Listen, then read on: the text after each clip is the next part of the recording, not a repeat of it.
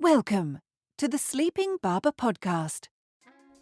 Today we've got Dr. Grace Kite, probably one of marketing's brightest minds and for sure one of the nicest. She's the founder and economist at Magic Numbers and Magic Works. She's a columnist for Marketing Magazine, in-demand speaker, master of advertising effectiveness, and we have a great conversation today about training and a lot of the things we need to know about what kinds of things we need to learn to build credibility, the skills we need to develop, how to give numbers a makeover, fundamental concepts for every marketer's toolkit, and practical things, even like how do we build better PowerPoints. Stick around for the post-pod afterwards. I think you're going to like the discussion, and really glad you can make it for the show. Oh, and by the way, we're looking for your feedback. We really want to know some ideas and thoughts and questions that keep you up at night, so feel free to hit us up. Welcome to the Sleeping Barber Podcast, a place for business leaders to get the best and most credible information on marketing, strategy, and innovation. Your hosts, Marc Binkley and Vassilis share their experiences as they gather insights from the world's leading experts. Now, on with the show.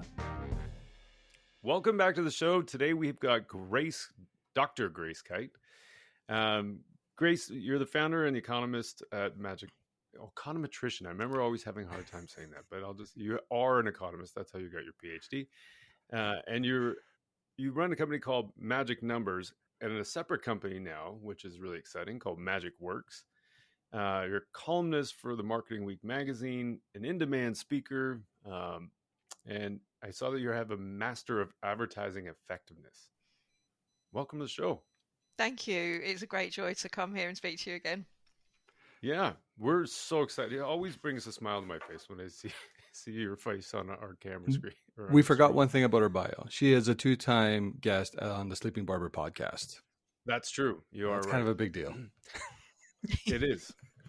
Yeah, it is kind of a big deal. And at the top of the CV. Totally. In the Sleeping Barber world, you are really a big deal because your the first podcast around evidence-based budgeting principles is easily one of the best ranked episodes that we've ever had. So, that's right, amazing. actually. That's lovely to hear. Yeah. So today, though, we're going to dig into some ideas around training and like really just self-education for marketers. There's tons of stuff that's been changing. Everybody, like ChatGPT probably was the person of the year last year. The personality of the year. Personality of the year. There's a whole thing around death. There are cookies. There's now a resurgence in media mix modeling. There's a bunch of new evidence-based ideas that are kind of percolating. The market-based asset theory just came out. And so there's lots that are changing and lots going on in the marketing world. And so with you having the training arm of your company, we're really excited to talk to you about what's really important. How do we focus on that? And what should people be looking for in the material that they're training with? So let's start with this. There's a bunch of stats we've picked out that we just think are really interesting. One is that over 90% of marketers say that we feel that we've got the right skills for the job, but only half of marketers have ever done any training. So it seems like a contradiction that on one hand, you've got all these people going, yeah, no, I'm totally good. I got everything I need. On the other hand, like less than half of them have done any kind of like training at all. So do you have any thoughts on why that is? Well, first of all, I'm loving your killer stats game there. Yeah. Well, it was inspired by all your killer charts that you always put up. I was like, I have to have some kind of stats. Love it. Magic numbers. You're talking my language there. So what an opener. That's brilliant. I mean, but you're right to highlight that there's something a bit strange going on there, isn't there? And I think part of it is that people in marketing learn on the job skills from other people around them. And that's absolutely legit. Experienced colleagues are a brilliant source of learning. And I wouldn't, suggest that formal training is the only way to learn how to be good at marketing. But there is a place for formal training as well. I mean, I think the other thing is that people who are looking to better themselves in their jobs read the marketing press, don't they? And listen to brilliant podcasts like yours. And they get some kind of effectiveness theory from that. And actually, quite a lot of marketing people I speak to think that they don't really need any more theory, so that they've got their skills on the job training, and there's this feeling that formal training is quite theoretical, and that they've got enough theory, or they know how to get theory from podcasts and reading and so on. I think that probably explains it. Yeah, for sure. I know I agree with you. There's the on-demand stuff. You absorb things in the way that people do things around you. And oftentimes the CMO or the leader or whoever might have a long history and a way working. Of, a number of experiences, way of working, and that kind of is the way they want their team to work and the way they want their team to think. So I totally get that for sure. Yeah, I think it's totally legit. I mean, the thing we obviously did loads and loads of research into all of this, and most of the people we spoke to were in the UK, and so I don't know how it's different your side of the pond, but when we did our research is we found out there was a gap in training that actually brings theory and skills together, that actually teaches you how to put best practice into practice, and that's one of the things that actually, when we spoke to people about what their blockers in being more effective were, they said it's not about knowing the theory, and it's not really about kind of the skills that I need to do my day-to-day job. It's about kind of bringing the theory together and getting it put into practice in my organization. Right. Yeah, that totally makes sense. Yeah, there's always like the knowledge doing gap, I think, in anything. Yeah. Well, you asked, like, on our side of the pond, let's just say we got called out on our side of the pond by Marc Ritson. He really called out. I know in his post it was Americans, but Mark and I were like, well, we could probably put ourselves in there as North Americans for essentially like falling behind on the learning and even, a lot of the key marketing effectiveness principles. But it's roughly 60% of marketers are saying that their company is offering some kind of upskilling and training, which is encouraging.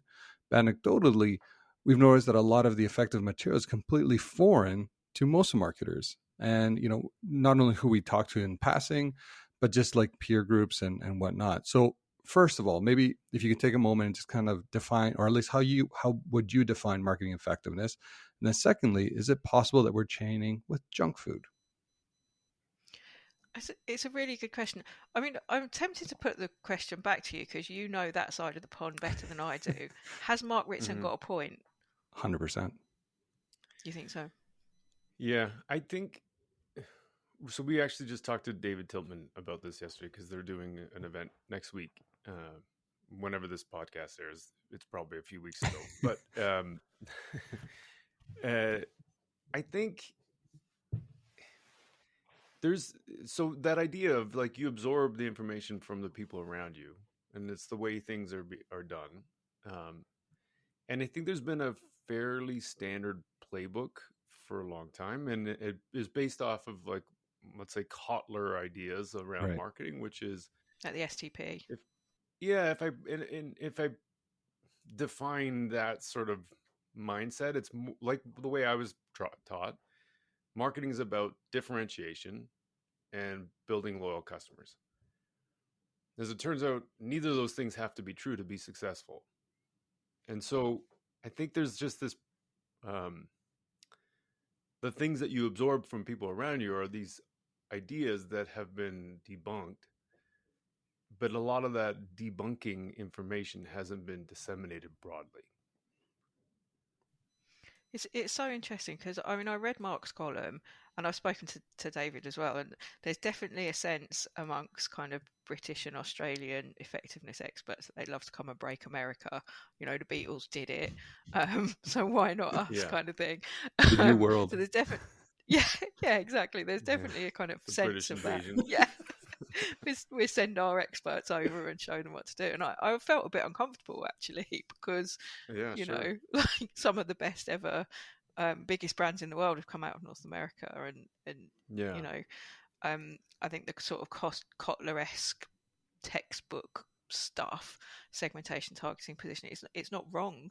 No. I think it's just that people have tried it and they've had a lot of different results, and I think what the British and Australian effectiveness experts have done is collected up some of those results and said, well, what do they show then? So an empirical feedback on so another layer on top of the theory as to kind of what the outcomes have been, and so what does and has worked. So Binet and Field, Ehrenberg, Bass, some of my own bits as well. And I think it's an additional layer on top of some of the textbook stuff that probably in the US people are quite comfortable with. I think from my point of view, if you've got a full-time job in marketing, full-time jobs in marketing is not easy, are they? You're kind of running around, you're busy. If you've got all of that and you've got a certain amount of time to learn, you'd want something that would package up not just the theory, but also what the evidence shows from what everybody else has tried. So the sorts of things that the British and Australian effectiveness experts bring, and then you'd kind of want to have that in a package that works for you, that's relevant to your industry or sector or something. So I don't think there's no right and wrongs in it. The right thing to do depends on the situation, and there's just different layers of learning that have been done in different parts of the world, and there's definitely learning that can go in both directions, I would say. What's interesting, being a bit humble about it. No, I think that's a great point. And I think where I struggle the most, if we think about like the Kotler texts and Marc, identifying differentiation and loyalty, for some reason in our community, marketing community, maybe that's North American, it's like that's not taken as theory. That's like, no, that's just how you do marketing. Whereas the marketing effectiveness principles, however, they're met with this skepticism, even though there's a lot of case studies out there on how it's applied, et cetera. It's just, I don't know if it's because there's not enough, it's not widespread yet, and it's still relatively new. I think that's where I struggle a little bit, and why, as marketers in North America, we're not more open to these ideas that already have shown some incredible adoptions across, especially the UK, Australia, and across the world. So, why do you think it is a bit less open? Why do you think there is less openness to it? Because, for example, Marketing Week, where I write my columns, I know it's read in America. And in Canada too, and Australia for that matter. Why is it? It is red, you're saying? Yeah. I think it's funny to add on both of what you guys were saying. To me, it seems like anytime I've brought up stuff like this, and I did bring stuff up like this in past organizations. You can even see this book back here, Playing to Win. Like, I bring that up, and they're like, "Yeah, it's theory." People dismiss it, but there's a different, and I don't think people appreciate the difference between evidence and theory. So as one starting point, but then on the other hand, there's also that idea of like, there's no burn the ship moment. Like, there's nothing that is radical unless you have a massive problem. Like, our sales are terrible. We're going out of business. We need to turn the ship around. Unless there's something like that is compelling enough to make people rethink how they're doing things, then I think you stick with those norms of how you've done things in the past, and you just apply that, even though it's, because in some cases, it's not to say that you can't be effective. You can get, lucky sometimes, like even a blind squirrel finds a nut. And it's not to say that those ideas are wrong, like STP. It's just that there's not necessarily the same rigor that went into that to create those ideas. And so there's other newer, better things that we can learn from or add on to the existing theory to understand truly how things work, instead of just assuming and wrongly attributing success to things that actually didn't have much impact at all. Do you know, I heard so many stories like that, and I think, it could be that this is something that happens everywhere. maybe the public debate in places like Britain might be a bit more advanced in some of these things, but actually the implementation of some of the things, like if you talk about Binet and Field 60/40, just to take an example, that's over 10 years old, and people have been talking about it all that time and going, oh, this is so important, are we going to do it? I come across businesses through Magic Numbers. We do marketing evaluations, and we have various clients, and people are still really, really struggling to ever get close to 60% spent on long-term brand building. And the issue is that they Google makes it very easy to spend a 100%. large proportion of your budget there. Yeah. But on top of that, there'll be somebody, and this will be somebody like you or I, who's kind of really well read and goes, I know we should be doing this. It's the right thing to do. I've got the evidence from Binet and Field. It's the right thing to do. That's what's effective. And they'll go around their organisation and try and get it done. And they'll just feel like they're alone. Kind of no one's listening to them. They're alone. They're shouting into the void. Yeah. The left sider, the gonzo. Yeah. The only thing it's. Sorry, go ahead, Grace. Sorry. No. I was just going to say it's partly I think the problem with what's happening in that situation is twofold. One is that the evidence from like a meta study, something like Binet and Field's work, is really hard to apply in a specific organisation, because someone will always go, but does that rule really apply to us? Or Sure. Are we the exception to the rule? Like, does it apply if you're in B2B, or does it apply if you're trying to grow? Does it apply if it's profit that you want? And there will always be these questions, and so actually having ways to take those theories and merge them with context from your own specific business and your own data probably is part of the solution to getting them implemented. And I think the other one's just about communication. It's about kind of, how do you make organizations change their minds when there's inertia? Like you say, this is the way we've always done it. That's a skill that's a different skill to marketing. It's a sort of skill of kind of cajoling organizations to do things, and evidence is part of the solution, but it's also a people skill too. Yeah, that's a really good point. Yeah, that's a really good The point. only thing I wanted to contribute to that is the reason why I think maybe there isn't that wide adoption yet here in North America is because it's intimidating as well. If we think about the people that are, in some of those most senior marketing positions, they have found that one way of working, and all of a sudden you have, this new wave of thinking. It's like, well, it's what I think what Marc and both you and Marc were talking about. It's, if this works, maybe this doesn't apply to us because our industry is nuanced. You can trust me. This is what's worked for the last, 20 years or whatever the case may be.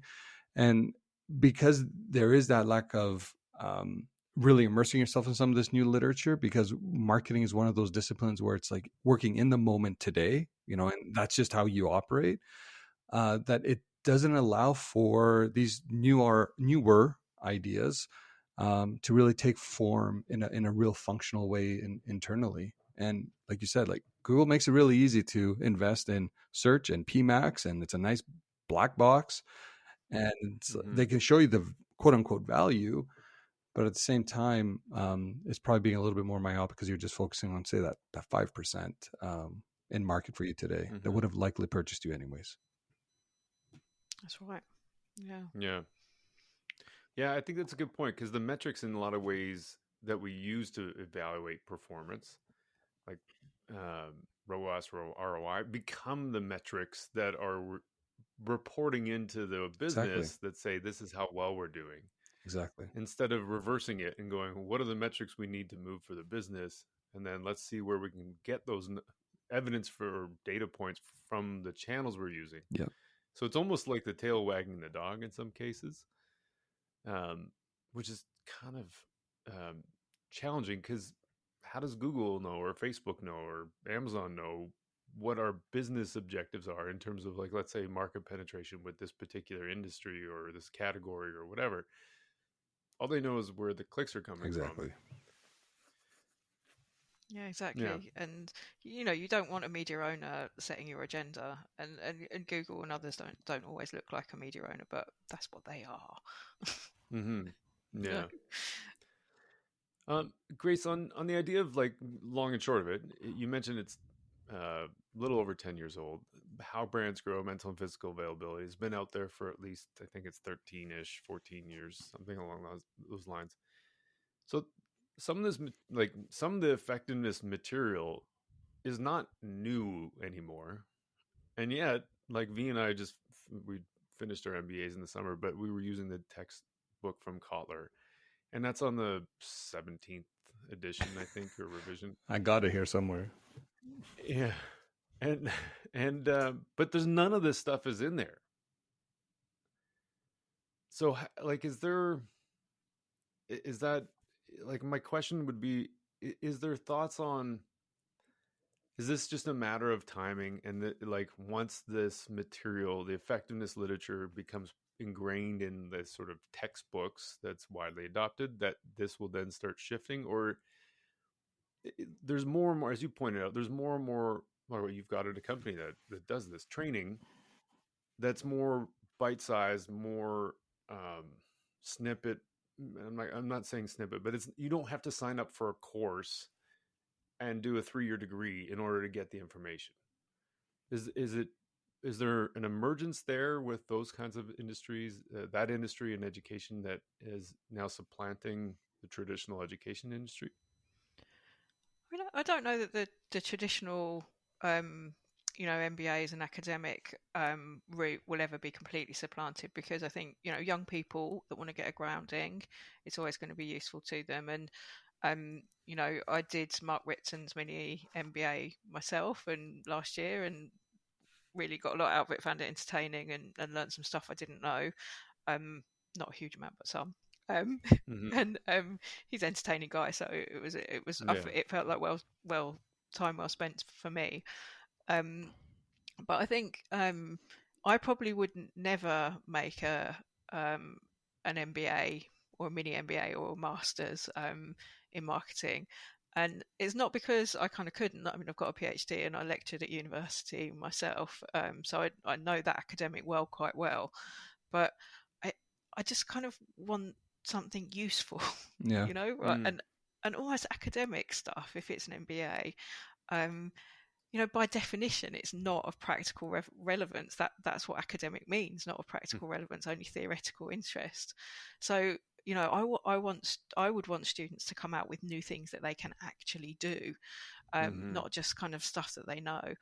And I think that's probably why people struggle a little bit with marketing training that's out there, because it tries to be too general and too applicable to everyone. Yeah. And in doing that, it just becomes like super abstract. And so yes, you want to do a segmentation, or yes, you should have 60-40 brand and activation, but I want to know how can I action that in my own company, and how can I sell it into my board who's not going to do it. And I think the training that's out there can become so abstract that the language becomes really sort of contorted and weird, and it makes people feel stupid or bored or lost. And so I think, for coming back to your MBA, I think adding, long and short and how brands grow would get you part of the way towards it being really useful, but people still need to apply those things in their jobs. So yeah, no, I kind of I think that bit of teaching, which is how to build the Excel that you can put your own data into, exactly, and know the next steps, and how to make that killer chart that brings it out in the boardroom. Like, that's the bit that I really kind of care about. I think that's the most useful bit. And I agree, it doesn't have to be a kind of a big undertaking. I think it can be in 15-20 minute segments. Why not? It's funny about the killer chart. V and I talk about this all the time, because we joke that, like, our job is actually not marketing, it's building a deck. And there's so many examples that we've come across where people don't know how to communicate storytell effectively with storytell with a slide, and yet that's the common format of communication. messaging to inside of an organization, inside of a boardroom table, and that kind of thing. Do you know? I think decks get a bit, PowerPoint gets a bit of bad press. Like people always go. I mean, we've all had it at some point, a death by PowerPoint moment where you've been like, oh, come on. Yeah. But actually, like on reflection, PowerPoint is like a really, really cool thing, right? 100%. Because Yeah. it gives you power. Yeah. Right, because it's in the name. Well, no, exactly. Cash point gives you cash. PowerPoint gives you power. I think we found the title for the podcast. It's so true though, because before PowerPoint, meetings used to just be like no one was in control, the agenda could move about. But if you're in control of the PowerPoint, you can put things in the order that you want, and you can tell your story the way you want to. And I think that gives you a responsibility to use it well and not bore people to death. Yeah. But it also gives you this opportunity to go, oh, I can put this chart in a really good way, and I can put other evidence around it that makes it really convincing. Yeah. And I can have my one argument that I want people to take out of this PowerPoint, and I can deal with all the things that all these different stakeholders need in my PowerPoint. And by the end of it, I'll have everybody going, okay, let's get started then. And you know, that's one of the modules in my Data Works course is exactly that. It's kind of how do you tell the story and how do you get it across, thinking about the real types of audiences that actually exist in marketing. Like some who are a bit frightened of kind of data and evidence will be like, oh, I just need a story about a real person to help me get this.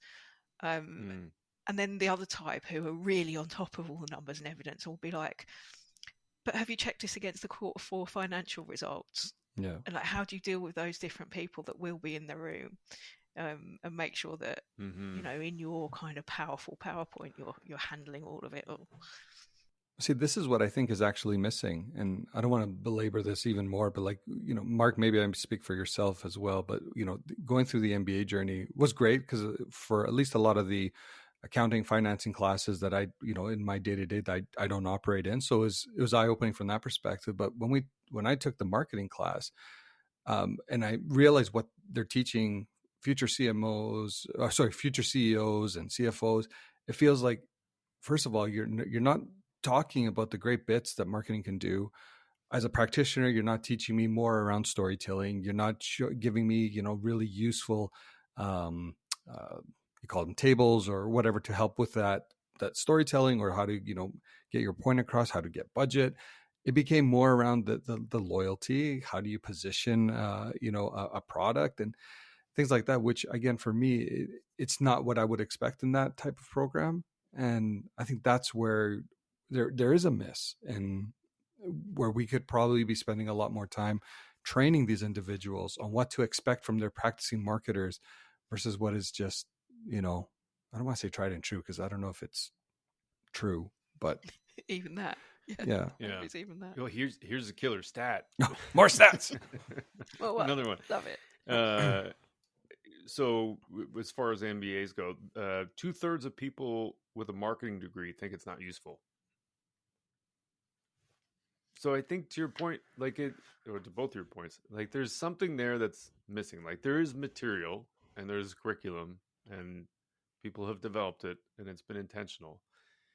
And yet people come out of that and they go, Anecdotally, I also know there's a whole bunch of, as part of the Calgary Marketing Association here, I used to be on the chair. I was the chair. I was on the board. But I know that was a thing where there was a disconnect between the heads of like CMOs and the heads of agencies who were looking to hire people and the kind of talent they saw coming out of schools. And they definitely addressed there's a gap with practical working knowledge of how to do things and not just the theory. Well, to your point again, the theoretical application of what you know is not the same thing as the how do you put it into practice.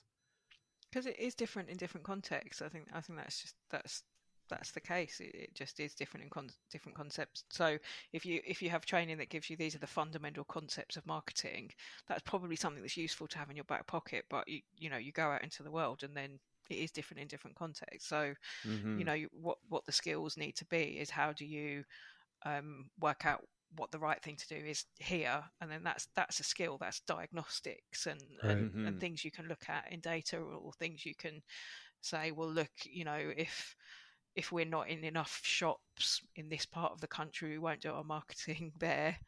But even simple things like that, marketing people don't always think about. I'll go down to the guys in sales and say, how's our distribution looking in different parts of the country?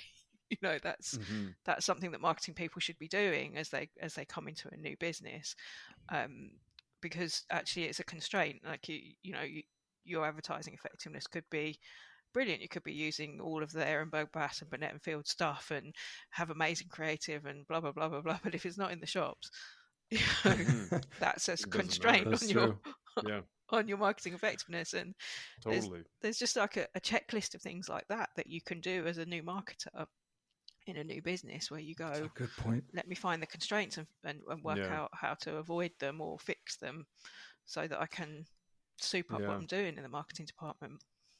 There's this, you just reminded me, there's this example that I think you were there, V, when we worked together. So in Canada, there's this big retail chain of sporting goods stores.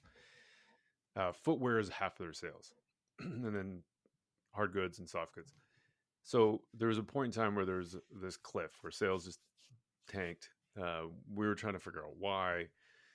Everybody instantly points fingers at marketing. You guys aren't doing something. You're sending all the traffic to the website, and that's what's happening. We're not getting enough traffic in the store because all you guys are doing everything wrong. It's all going to the website. Website stealing our sales. We ended up doing a bunch of stuff, and this took a long time because we had to put cameras in stores, start tracking foot traffic and all that kind of stuff. Turns out there were more people going to stores.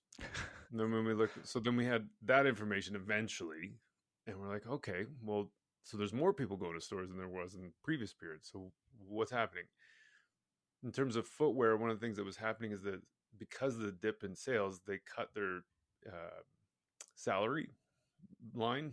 So there was fewer people in footwear. And in footwear, you have people that have to be there to go get the box of shoes in order for somebody to try it on, and then maybe do that 2 or 3 times to get the right pair or the right fit, and then the person can go and then register or go pay for it at the cash register.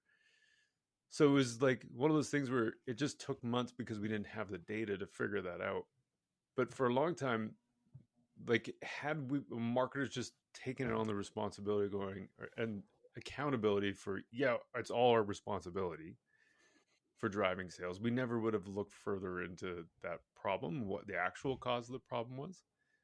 And to your point, it's a part of the distribution channel. Like, it's not necessarily that they were out of stock, but you couldn't get the shoes to it's almost like a micro last mile.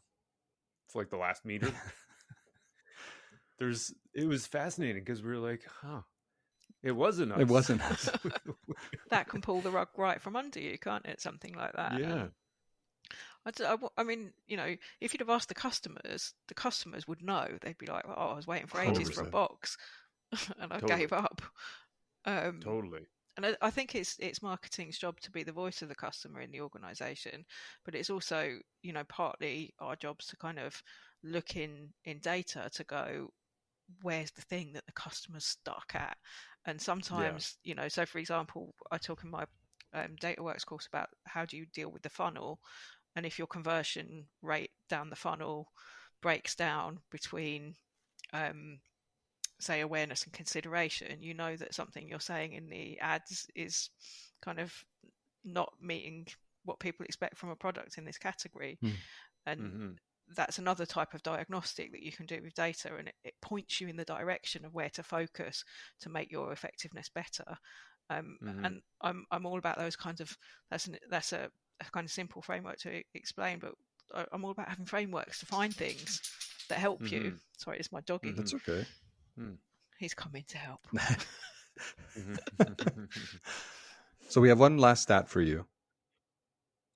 It's companies that with comprehensive employee programs have 218% higher income per employee than companies without formalized training.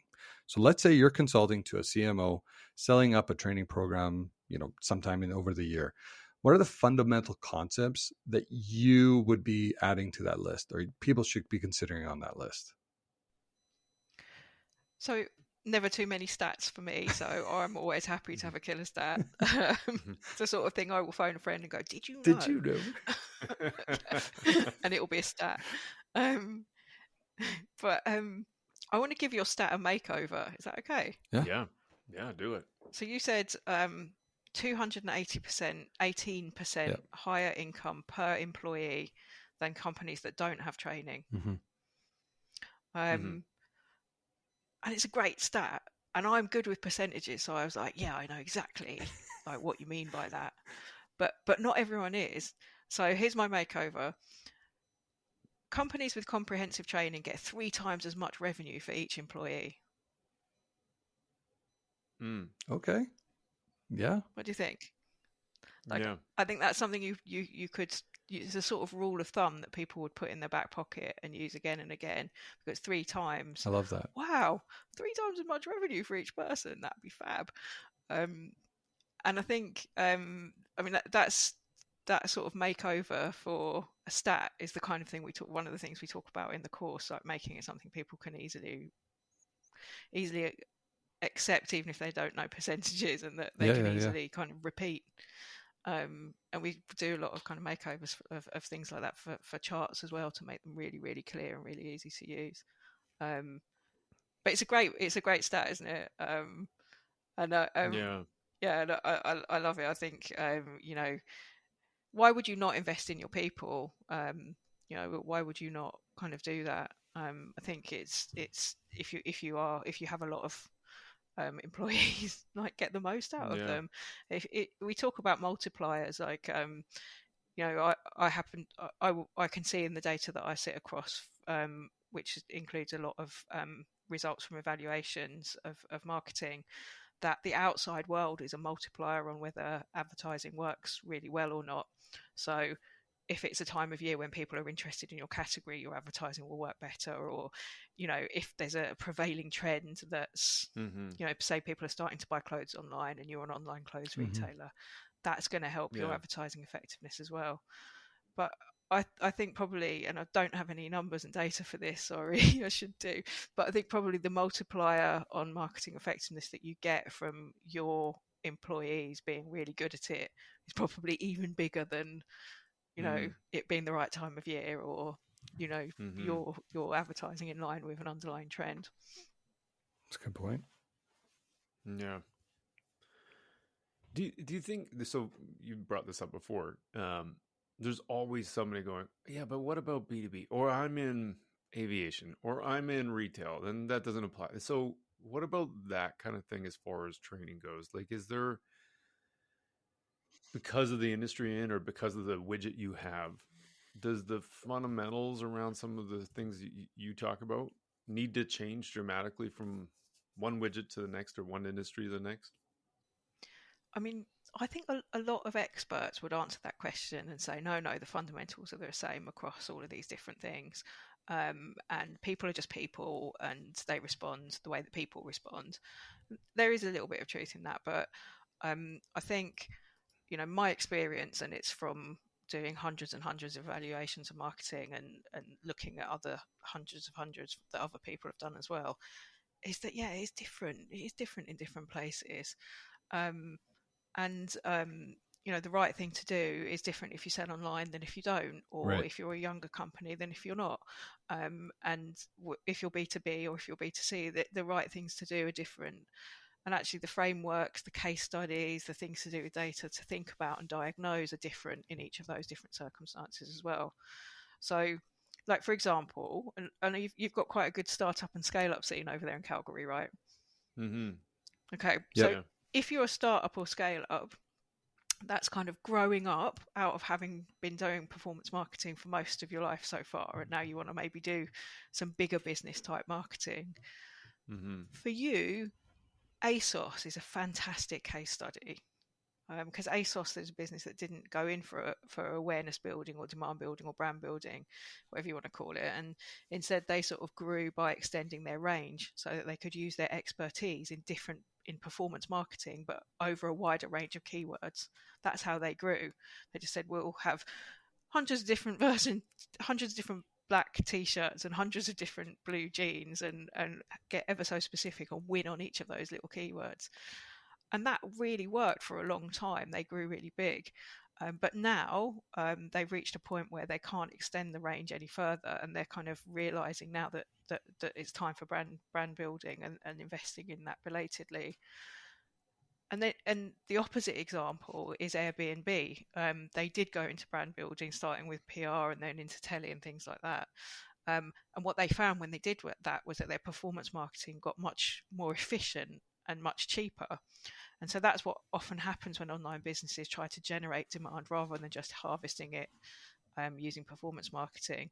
So those two case studies are fabulous if you are at that point, if you're an online business at that point in your life cycle where you're thinking, is this the right thing for me? Because it shows you those case studies show you what happens if you go down that route and where it ends up.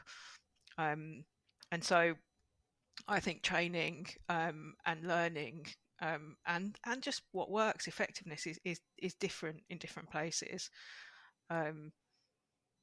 So yeah, and that other kind of problem we mentioned about being able to convince people to do best practice, putting best practice into practice, that's different in different places as well. So in an online scale up, you probably have to convince the performance marketing people that kind of doing brand building or awareness building or something isn't going to threaten them. It isn't a threat to them. It's going to help them, like in the Airbnb example. So the constituencies and the stakeholders are different in those different places as well. It's interesting that you brought up Airbnb, because I think it was some late last year where they mentioned that they actually moved away from performance marketing entirely. They just went back to brand building practices, which again, one could argue, well, it's the product that it kind of gives you that space to do so. They become so prominent in that space where, you don't really need to, invest on the performance side. But I think, Mark, correct me if I'm wrong, I think Adidas had done something similar as well, where they're not pulling out of performance, but they're making sure that they're investing a lot more on the awareness side of the business versus having overcorrected on the performance. Because I think for the first time, what performance marketing did, it gave marketers a real seat at the table from a effectiveness perspective. I use air quotes there, but like, the return on ad spend. Like, we can drive revenue. Yeah, it became very tangible. See? It became very tangible. Yeah. We could show all the ROAS numbers and the ROI numbers. But it was only for online, which is not what every business is. Exactly. The Adidas story is a great one. I know Simon Peel from there. He's sort of moved on now, but he told the story of how they kind of realized that they were over investing in performance marketing. It wasn't until there was a power outage and the plug got pulled by mistake. They didn't plan to do it, but the performance marketing went down, and the sales carried on. Yeah, and everyone was like, "Oh, so those sales that were coming from performance marketing." Still coming. And so we had the same thing actually with Facebook broke for us for 2 weeks for us when we were working together, and that was our big it's also weird, I think, in some cases to talk about these channels as though it's just one thing or another, because you can do so many things. Like, you can run retargeting ads on Facebook and you can run brand ads. So anyway, but Facebook was that dual channel, mostly on brand ads. And then V was working on search primarily and display, which were primarily performance ads. And so Facebook broke. It was where our biggest investment was for reach-based tactics. And then all of a sudden, like on V's end, all the numbers started going wonky over a 2-week period. Sorry. Yeah, instantly. Yeah. Like, there's none of the same kind of performance we were getting that we would have expected. And it took us a while to figure out that there was some combination of things happening in it, but we didn't understand what it was. But it's often not until things break when you're like, wait a second. Right. Like a happy accident. Like, oh, what's this? Penicillin. Oh, that's actually useful. But I don't think in marketing you have to kind of wait until the power goes down to learn. And True. I kind of love stories like that where people get a revelation and like, oh my god, it's different to what I thought. Yeah. But I think my Scaling Up Works course, it has got a lot of learning about how the dashboards can be misleading by accident and how that happens, because they can be really, really useful when you're a very small business, because actually what you're seeing in there makes super sense. Mm-hmm. But when you first switch on those Facebook ads, yeah, they really did bring sales, brilliant, like that was true. Mhm. Yep. But as the world changes and you get bigger, some of those sales that it's claiming would have happened anyway. Yeah. And I go through a whole recipe, like a framework and a kind of a set of ways to resolve this, to find the wastage. So things that you're paying for, you don't need to. And we go through that as the recipe at the beginning of the course. And then from there, where do you, if you've saved a bit of money in your performance marketing, where do you invest it into the first steps into awareness building or demand building? And things like, really good routes into it if you're a smallish online business is to do something like online video with YouTube, or to work with influencers. That's really good kind of brand building first steps that actually aren't as full on as doing a TV campaign. Totally. And you can do it and you can get a bit of data back, and then the organization goes, oh, that sort of did work. And that's how you can start to move these organizations towards a more healthy mix. So you don't have to do a full on thing like Airbnb did. That's a good point. With their major TV campaigns and things. There are steps that you can take.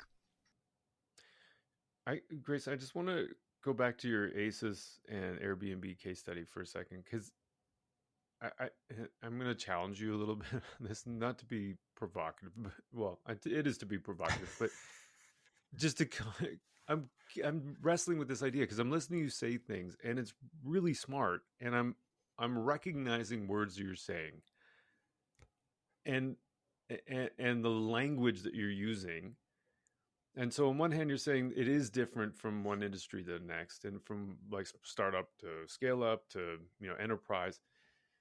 But then on the other hand, I also hear like this underpinning of like short-term activation, long-term brand building. So there's almost like this foundational understanding that you have, and then you're applying the thing to the right industry or to the right life cycle of a company. And so on one hand, while I hear you saying that it is different, it's also the same. You know what I mean? Like in the case of ASOS, you can survive with performance marketing for a long time. And I know you did the wrong and the real of it, which is kind of an example of that. But then at some point you have to know enough to know that you can add in something else, like the brand building side of things or the reach-based tactics, to help you get to that next level. So I just wanted to go back and ask you about, like, because it's almost the curse of knowledge that like you understand so much and you can see where to apply these different tools and tactics, but is it really that it's that different, or you just have to apply the knowledge differently depending on where you're at? It's a good provocation. I like it. I think let me give you another example. So say you weren't because I know we all here have a bit of a background in say online businesses and how they grow up. But let's say you were a bank and you were selling some insurance. Actually, for you, kind of the right mix between brand and performance is probably not is not as important, for example, as bringing in the right kind of risks for your portfolio. Right. And so actually, even though you might think about the kind of issues we were just talking about for ASOS and Airbnb, and it's not that those things are unimportant at all, it's just that there are other things that are also important. So if you're ASOS and you sell clothes that anybody could wear. You've got something for everyone. It doesn't matter so much as that you're targeting the right kind of people. Mm-hmm. Whereas if you're in financial services, you go, which type of people have the highest lifetime value for me? Which are the types of risks I need in this portfolio? What's going to sort out my capital requirements? And in that case, you can then work back to a marketing strategy that's quite crisp and quite focused on the right kinds of people. And that's a bigger issue. The bank will still want to do long term and short term because they'll want to appear where when someone's Googling, I want some insurance. And they'll also want to be trusted because they want people to trust that they'll pay the claim. So they will do a bit of brand building as well. But it's so you're right. It is about applying some of the big questions in different ways in different sectors. But it's also a question of what the priorities are in a particular business. And so, for example, the segmenting, targeting thing would be much more important for financial services than it would be for ASOS. So, yeah. Did I answer your question? I don't know if that helps. Yeah. It just, when I first heard you saying that, it is different. It is, but there is also like the fundamental base. I don't know why I always think about this, but I always think about grapevine, like the aerobics exercise from way back when. I would say I used to do capoeira, and there's like this base movement. Yeah, it's a ginga, it's called. But it's kind of like from the ginga, then you can add on like a roundhouse kick, or you can add on a flip, or you can add on like all these different moves.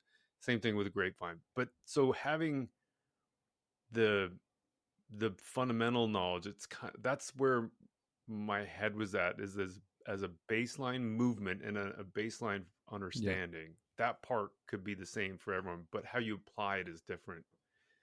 And when I first heard you saying that, I thought you were saying that it's different for everybody, and it's different knowledge bases for all these individual components, but I don't think that's what you're saying. Yeah, no, I mean, I agree with that. I think there are some. First of all, great analogy. I love the idea of like the Jenga. if we were doing video rather than pod, I'd go and do one. Please show us, Mark. Yeah, show us your Jenga. But yeah, no, I get what you're saying, and I think there clearly are some things that are important in most marketing people's jobs. I guess the point I was making is that the context is always different, and the choice of what you then go and do is different. Yeah. Well, let me ask this: if you were to handpick a few fundamental concepts to be part of that movement that we all move to. Well, look at you, V. Right? You're I'm doing the movement. move. I'm doing the move. What would be some of those fundamental concepts then, Grace? I think fundamentally, you kind of would have, I guess you would have the importance of branding and brand building. I think you would have good measurement, making sure that you're evolving what you're doing on the basis of data signals. I think going forward, right at this point in time, and this hasn't always been the case, consistency for me is a massively key fundamental thing. And I mean that in terms of, it's been well known for a long time that if you air the same advert over and over, it has some wear in. But in the modern world where you can't get the whole country around the TV set and show them this TV ad anymore, you have to capture people in lots of different places around all the different platforms. I think consistency and branding across all of those different places is really, really key to success in the current That's true. current world of marketing. So those would be a few of them for me. And then in terms of, so that's like, I would dismissively, I would say the theory, but then there's also the practical side. I think if I can interpret what you're saying and put this on you, I think you would say probably a style of communication around data, or a comfort of communication might be one as well. Is that fair? Explain what you mean a bit more. Well, like that idea around like the 218% higher income per employee versus saying something like you get 3 times more revenue per staff member. Like the way that you package information. Yeah, I think that's so key, and I think it's something that marketing people are kind of really missing. And we're actually, funnily enough, we're really good at doing it for consumers. So if you ask a creative in advertising, how would I put a stat about this product into an ad? They would think about it and they'd kick it around and they'd go, oh no, we'll end up with we'll go with the triple rather than the 218. So they would think about how to communicate it really well. So we've got it within our industry how to communicate information about stuff. But I think when we're internally, when we're trying to communicate to one another and we're trying to get the right things off the ground, we don't go around the houses and kind of noodle on how to communicate these things as much as we would for consumers. And some of that would really help, actually. I always say we're great external communicators, but internally we're horrible storytellers to the business. Yeah. Well, and I think it's a real problem too, in that there's often this like, we need to know now, like the data cut 100 different ways, and like it's got to be real time, and so then you also don't have a chance to really, as you were saying, like noodle on it and think about the best way. Like, A, what does it even mean? What are we trying to say? And then B, are we being intellectually honest about how we're presenting it? And then C, what is the best way to present? Like, you don't have that time because everything's like now. Yeah, and I think it's a shame actually, because there are some things that are available straight away, or that you can kind of churn out of a dashboard or something that are not as useful as things that actually are harder to get at and need a bit of thought. And actually, you don't need to make those decisions every week, but you can make good decisions, once a year or twice a year. Having really thought about it and nailing your colours to the right mast, and that would end up with a better outcome probably. Yeah, this is awesome. Yeah, this is such a great conversation. Grace, can you just tell us a little bit more about your courses that you're offering and some of the, maybe just why you quick note about why you brought each course on? Yeah, so I mean, that was I guess the thing was, I thought to myself, I can teach because I'd been a lecturer and I'd coached marketing people for ages, and I kind of know some stuff about marketing effectiveness. And I thought, would it be a good idea to run some courses? And I genuinely didn't know whether there was a gap in the market, because obviously post-COVID, there's a lot of marketing training out there, and a lot of it's kind of packaged up in a way that marketing people can do around their jobs, and it's easier now to offer that kind of thing. So a lot of people are, and I with my team, we're obviously researchers and we like a bit of data, so we were really geeky about it, and we went out and did the research and asked people what was missing. And it was really that thing about the practicalities of being able to take best practice, turn it into something that's context specific, sell it into the organization and get it off the ground. And we realized that there's a little flywheel there. Like, if you could do that once, if you could get a bit of training that told you the right thing to do and helped you sell it in, then suddenly the business would see you as much more credible, and it would be easier to sell in the next thing. Right. So for us, the kind of the piece that was missing was about practical things that you can do that not only show you the right thing to do in your specific context, but that make you more credible and make you more likely to be believed. And so credibility is and being convincing and getting organizations to act with practical kind of things you can do. That's what it was all about for me and for us. And we think that we're could anyone, we're in a good place to do that, because we've got I'm there in the course, so people ask me questions, but my team at Magic Numbers also are there running live sessions and things, so people can ask professionals who spent their career kind of evaluating marketing their questions and getting coaching and things from the team as well. So there's a lot of real people in it, which is another kind of really lovely part of what we like about it as well, because it's just like nice to talk to people and understand how they're doing and hear their stories.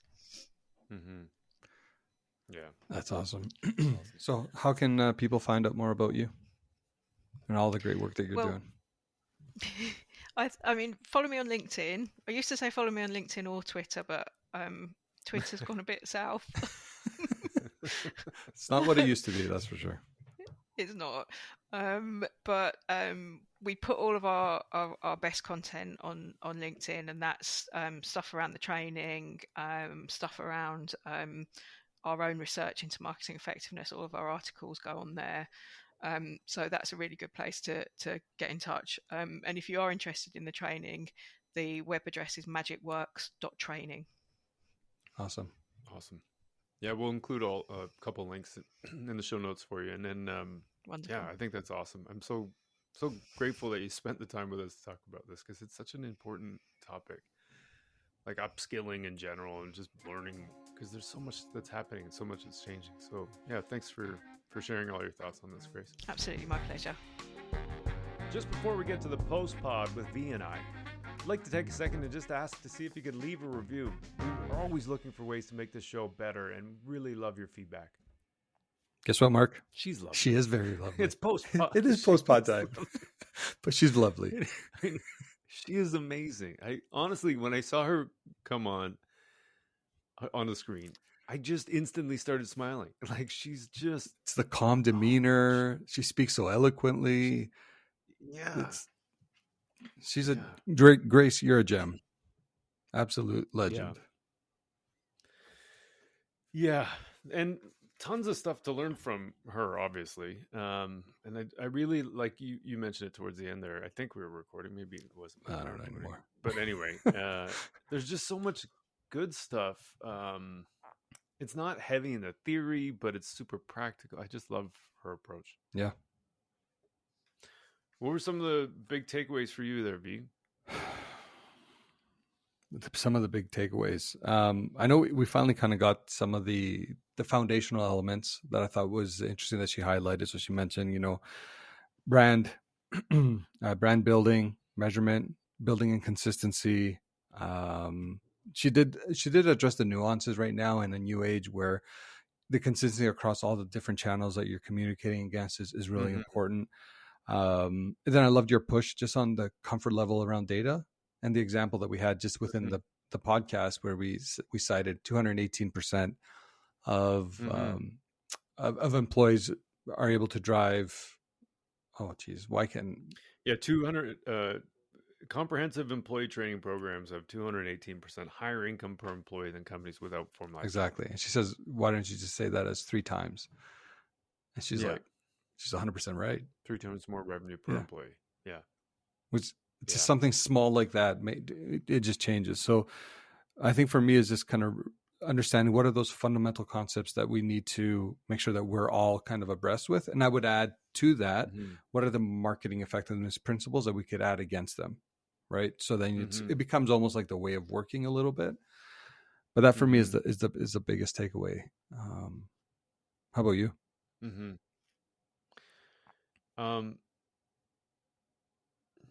So right at the end, she mentioned the 2 words that I caught anyway, we want to be credible and we want to be convincing. So if we start with that thought in mind,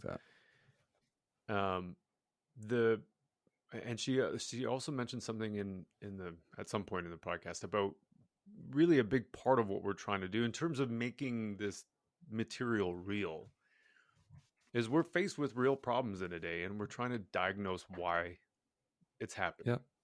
And so the foundational material like around measurement, brand building, consistency, and internal comms is like, again, that Jenga idea I love it. or the grapevine. Like, it's look at you going. it's really like that, it is one thing, but what you're really trying to do is have a better understanding of how to diagnose the situation. So sales are slumping. We don't have enough store traffic. We got to move this product. We bought too much of it. There's an infinite number of problems that are out there that that marketers are trying to help communicate.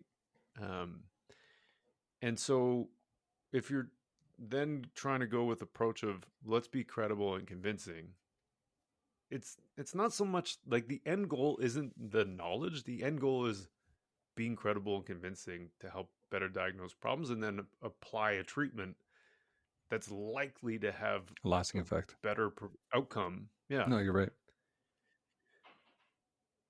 So to me, like, it was helpful in the sense that was my big takeaway. It's not the material that's the outcome, and we talked about this with David a little bit.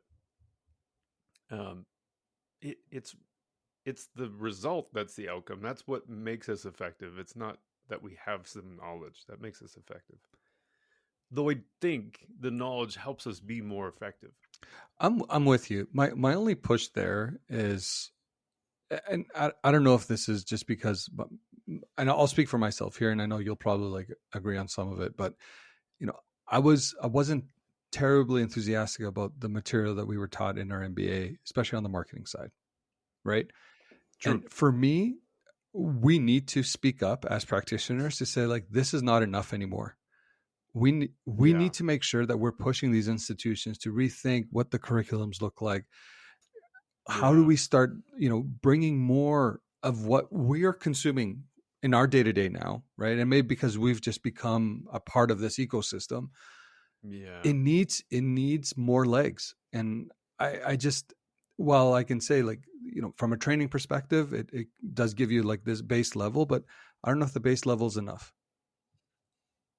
Or at least the way it's being taught today. Well, and I agree with you. Like, I think, what's that line about?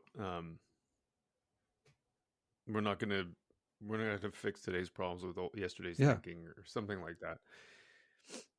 And I think to some degree that's true. And that's where a lot of the evidence-based stuff to me is exciting, because having had a science background and all that kind of stuff, I know what science means, and that if I can sum it up in one thing, it's self-correcting. Yeah. So you have an idea, let's call it bloodletting. You think it's real. You think it's helpful. Turns out it doesn't really do a whole lot, especially if you've got a feed. Yeah. Like there's, and then, but you only know that over time because there's been studies that have been done to show that, and this is where it's not the differentiation between theory and evidence. It's not theory. There's evidence it actually is not good for you if you're just trying to prescribe somebody for a headache, let's say. And so there's, like, to me, that's where it's exciting. And to your point, it's really important that we continuously, or some people continuously, look at the material we're feeding to people for training and look to see if it is junk food or if it's actually nutritious. Or, and maybe then the flip side of that is, when you think about like a lot of the programs that are, let's use Marc Ritzen's like mini MBA. I was talking to a student, and she wants to get into marketing. Shout out to you, Demi. I know she's a listener of the podcast. And she asked me, is like, hi, Demi. Should I go and do my master's? And I encouraged her not to. I said, instead, go look at Marc Ritzen's mini MBA program. That will give you a lot more, especially entering the marketing field as a new grad, than doing an MBA that you won't be able to apply any of those principles that you will learn, likely till like year 5 to 7, when you start leading some teams or you get closer to some of the, what's it called? The finance side of the business. You'll be too far removed. And again, I wish a lot more people would have those honest conversations, because I think we're just, in my stage of my career, the MBA, yes, there's value there, 100%. Right. Sure. And maybe I could have done it a little bit earlier, but I'm a little jaded just in the traditional like education system and how it's been approached, and I think we need to make sure that as practitioners we're helping the new wave of marketers come in and guide them down the right paths of actually being effective marketers for their organizations. Yeah, and that's tricky because, like, I think there's so many voices out there. Like, in addition to the traditional academic institutions, like a college, university, that kind of thing, there's also, of course, like courses that Grace has, or Marc has, or James Herman has, or there's those. But then there's probably thousands of others of, those ones you see, hey, have you, like the first 5 seconds on YouTube, are you trying to solve a marketing problem? Do you want to get your cost per lead down to like 3% of what it used to be? There's those kinds of ones too that are out there. It's almost like the old late night TV ads. So it's in some cases overwhelming. I think, to try and find the right place, the right places of credible information. I think, again, for me, the evidence-based stuff, anything that's rooted in that, if you can filter the curriculum to look for some of those keywords like mental availability, long and short of it, Binet and Field, Byron Sharp, Aaron Bird Bass, like some of that stuff, that's like, not to say that is the be all end all. There's other people like Grace making great contributions, but there's gotta be some common consistency. It's not just, I did this thing and it worked, I'm going to show you how to do it. You would have saw this. So I did a post earlier this year, just around like key marketing thought leaders to follow, books to read, etc., podcasts to listen to, etc. And I've been so pleasantly surprised on how many people not only engage with that, but how many people are reposting it and whatnot, because I think it goes back to, as marketers, we do crave this material. Like, we do want to know where we need to be looking. How do we become even louder? I feel like it's on us as the ones that are kind of like on the other sides of our careers a little bit, where we have the long experience and we know to kind of like help people identify where you need to kind of find that right information. It's on us to share that and make sure everyone is aware of it. We have a responsibility, is essentially what I'm trying to say. I agree. Yeah, I agree. And I mean, to that end, I think this podcast, selfishly, is amazing. It's number one in my books. But if you think back to why we started this, it was for that purpose, to try and find information, selfishly, for ourselves, that was credible and convincing and helped us learn. And really, I mean, we've been lucky in the kind of guests that we've been able to get, but anybody could kind of do this. It doesn't just have to be us. I'm happy that we're helping other people learn things, but anybody really can do the Goodwill Hunting thing, and for $1.25 in late fees, get an MBA education. It's up to you, right? Like, it's a matter of whether you'll make time for it, and if you're curious to want to learn about it. And I think the idea of a growth mindset and all that kind of stuff plays into that. But it's a great point. And I think maybe it's just our discipline, or maybe it's human nature. I don't know. But I'd like to think that, like, as a discipline, we're naturally curious. We naturally want to see, what's working out there. Think about all the case studies, the best practices, the award shows, and whatnot. You have a lot of people that are, taking part in those because you want to aspire to something, and that aspiration comes with curiosity. And I think we have to place the larger emphasis on the training a lot more, because it does help us become better marketers. We don't know everything. I don't know everything. I know that. Fuck no. I don't know everything. I know that. And I don't want to know everything. My kids will tell you that 100%. My kids will tell me. My wife will tell you that. But here's another killer stat for you, V. So I put up a post on LinkedIn. Which opinion best describes your thoughts about marketing training? Don't bother. It always changes. I'm always learning. Most materials outdated. A degree certificate is enough. I literally got 100 votes. So this is percentages or whatever you want to do it. There's 100 I responses hope here. that a lot of people picked I'm always learning. I hope that was like the number one thing. Survey says, ding, ding, ding, ding, number one. Yeah.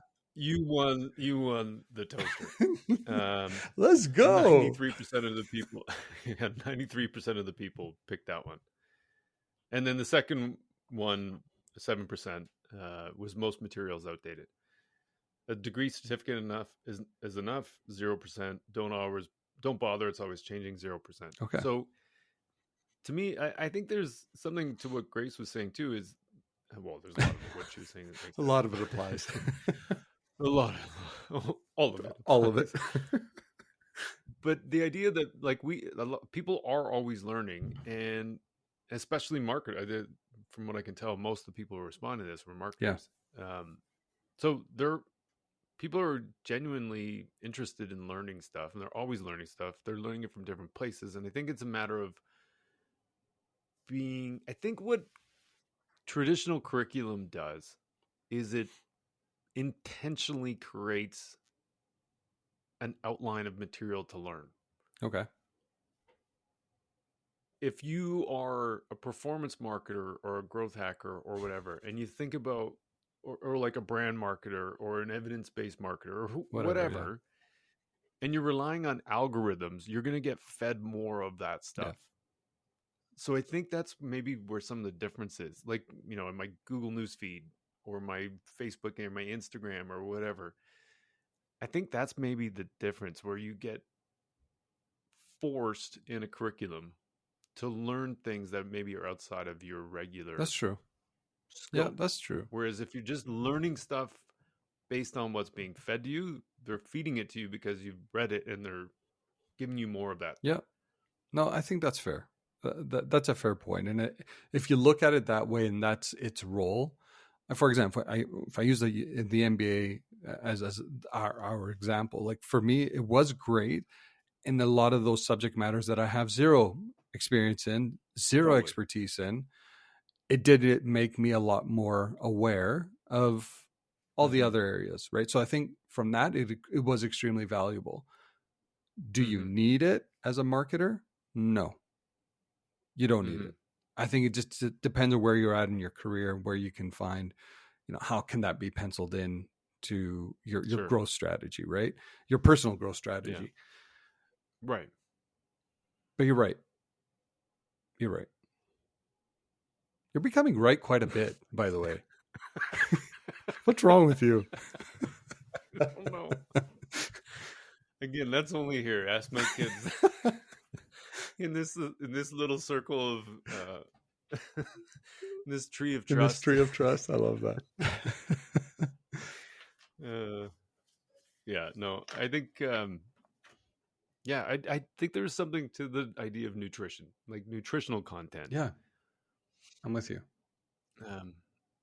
So it's not so much that we're consuming content so much as it is that we have nutritional content to consume. Yeah.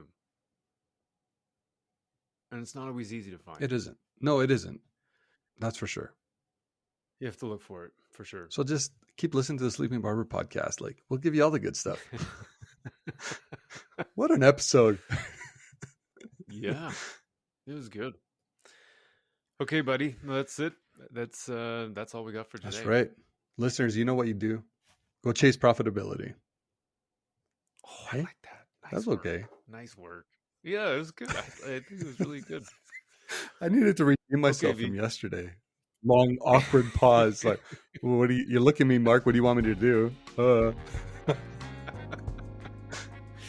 Okay, buddy. We'll Have talk a to you good soon. one. Bye.